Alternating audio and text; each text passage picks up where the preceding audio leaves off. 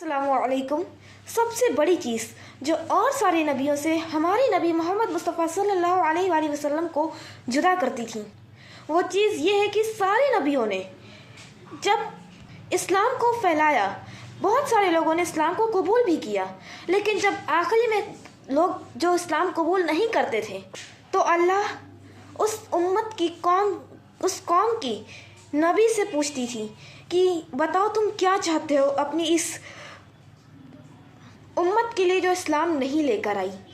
तो वो हर नबी ने दुआ की कि अल्लाह इस उम्मत को हलाक कर दो, यानी जो उम्मत इस्लाम नहीं लेकर आई, जो उम्मत दीन नहीं लेकर आई, उस कौम के लिए हर नबी ने ये दुआ की कि अल्लाह मेरी इस कौम को तू हलाक कर दे।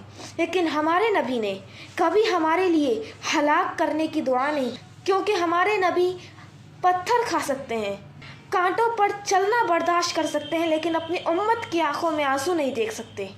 मेरे नबी मोहम्मद मुस्तफ़ा सल्लल्लाहु अलैहि वसल्लम ने हर वक्त हर दम सिर्फ एक ही शब्द एक ही अल्फाज अल्लाह से कहा, या रब हबली उम्मती, या रब हबली उम्मती, या रब हबली उम्मती, या अल्लाह मेरी उम्मत को बख्श दो, या अल्लाह मेरी उम्मत को बख्श दो, या अल्लाह मेरी उम्मत को बख्श दो। कभी ये नहीं कहा कि या अल्लाह मेरी उम्मत को हलाक कर दो, कभी नहीं कहा। और आज कई सारे लोग उनका नाम तक सही तरीके से नहीं लेते, सिर्फ मोहम्मद कहकर पुकारते हैं। अस्तगफिरुल्लाह। हमारे आका का नाम हमेशा इज्जत से लेना चाहिए।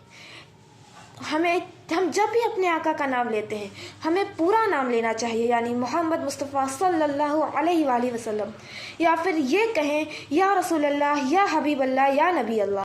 जब मेरे आका मोहम्मद मुस्तफ़ा सल्लल्लाहु अलैहि वसल्लम ने हज़रत अली को पूरी कौम के सामने अपना भाई कहा, तब भी हज़रत अली ने कभी भी मेरे आका की शान में कभी भी उन्हें बड़ा भाईजान कभी नहीं कहा। हमेशा उन्हें मोहम्मद मुस्तफ़ा सल्लल्लाहु अलैहि वसल्लम, या रसूल अल्लाह, या नबी अल्लाह, या हबीब अल्लाह यही कहकर पुकारते थे। तो हम कौन होते हैं कि हम अपने नबी को सिर्फ मोहम्मद, अस्तगफिरुल्लाह, मोहम्मद कहकर पुकारें। अस्तगफिरुल्लाह। जब भी अल्लाह ने हमारे नबी करीम से पूछा कि बताओ अब मैं इस उम्मत का क्या करूं, तुम क्या चाहते हो अपनी उम्मत के लिए, तब भी मेरे आका ने कहा या रब हबली उम्मती, या रब हबली उम्मती। माशाअल्लाह, ये है हमारे आका की शान जो और सारे नबी से हमारे आका को अलग करती है, हमारे आका को जुदा करती है। आज तो हम अपने आका की गुस्ताखी में ना जाने क्या क्या कह जाते हैं, और बड़ी बात तो ये कि हम उसे अपनी गुस्ताखी भी नहीं समझते, अपनी गलती भी नहीं समझते, गलती करके भी गलती नहीं समझते, माफ़ी मांगने का ढोंग करते हैं। अस्तगफिरुल्लाह। माफ़ी का मतलब क्या है? माफ़ी तब मांगी जाती है जब हमें उस चीज़ का रियलाइज़ हो, जब हमें अपनी गलती की रियलाइजेशन हो, तभी तो हम उसे माफ़ी मांगेंगे। अगर हमें अपनी गलती का एहसास ही नहीं होगा तो माफ़ी किस चीज़ की?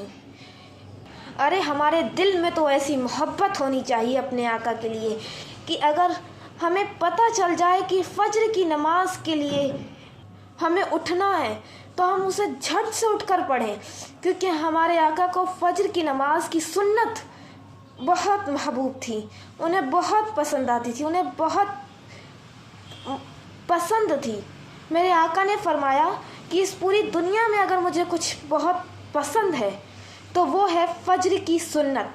और माज़अल्लाह बाज़ तो ऐसे भी हैं जो सिर्फ नमाज में फ़र्ज पढ़ते हैं, फ़र्ज की नियतें बांधते हैं, सिर्फ फ़र्ज की, सुन्नत और नफल अदा नहीं करते।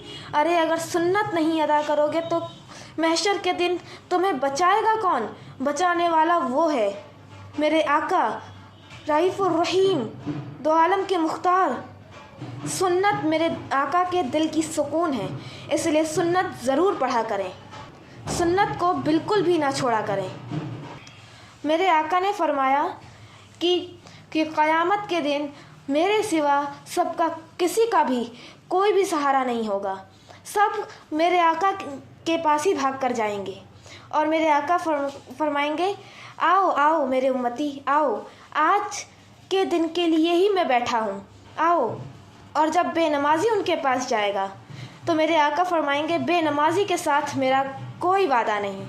اور آج کے سمے پہ تو بہت سارے لوگ نماز یہ سوچ کر چھوڑ دیتے ہیں کہ ہم تو رسول اللہ کی امتی ہیں، ہم تو ایسے ہی جنت میں جائیں گے۔ ارے ہم جنت میں نہیں جائیں گے تو کون جائے گا؟ استغفر اللہ۔